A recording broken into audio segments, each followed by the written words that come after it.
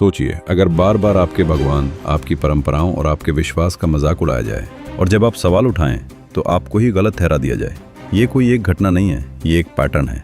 आज के इस वीडियो में हम बात करेंगे INDI गठबंधन के कुछ नेताओं के उन बयानों की जो पिछले एक साल के दौरान हिंदू मान्यताओं और परंपराओं को लेकर दिए गए।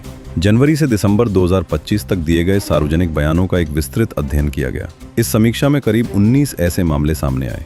ये बयान रैलियों में दिए गए, इंटरव्यू में कहे गए, विधानसभाओं में बोले गए और सोशल मीडिया पोस्ट्स के जरिए सामने आए। इन सभी में एक बात समान थी, हिंदू धर्म, उसके प्रतीकों और उसकी परंपराओं पर बार बार निशाना।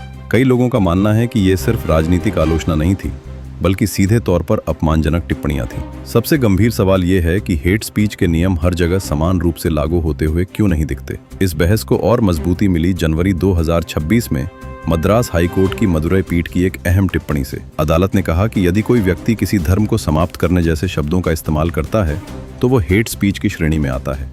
कोर्ट ने यह भी कहा कि अक्सर उकसाने वाले बच निकलते हैं और सवाल उठाने वालों पर ही मामले दर्ज हो जाते हैं। अब बात करते हैं उन घटनाओं की जो किसी एक राज्य तक सीमित नहीं रहीं।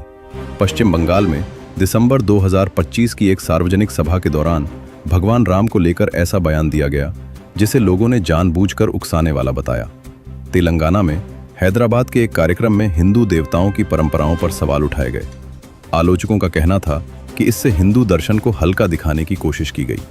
अयोध्या में दीपोत्सव 2025 के दौरान एक राजनीतिक नेता ने त्योहार के खर्च की तुलना क्रिसमस समारोह से कर दी। हिंदू संगठनों ने इसे सनातन विरोधी सोच का उदाहरण बताया।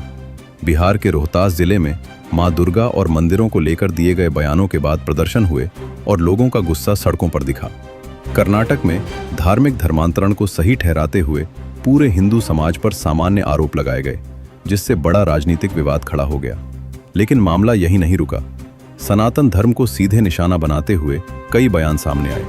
कहीं शिक्षा को सनातन तोड़ने का हथियार बताया गया तो कहीं बहुसंख्यक मूर्ख हैं जैसे शब्दों का प्रयोग किया गया।